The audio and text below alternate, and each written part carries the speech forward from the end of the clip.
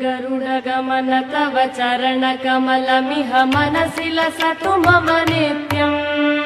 गरुडगमन तव चरणकमलमिह मनसि लसतु मम नित्यम् मनसि लसतु मम नित्यम् मम तापमपा गुरुदेव मम पापमपा गुरुदेव मम तापमपा गुरुदेव मम पापमपा गुरुदेव जलजनयन विधिन मुचिहरण मुख विबुध विनुत पद पद्मा जलजनयन विधिन मुचिहरण मुख विबुध विनुत पद पद्मा विबुध विनुत पद पद्मा मम तापमपा गुरुदेव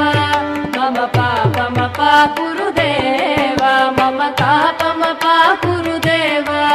मम पापमपा गुरुदेव।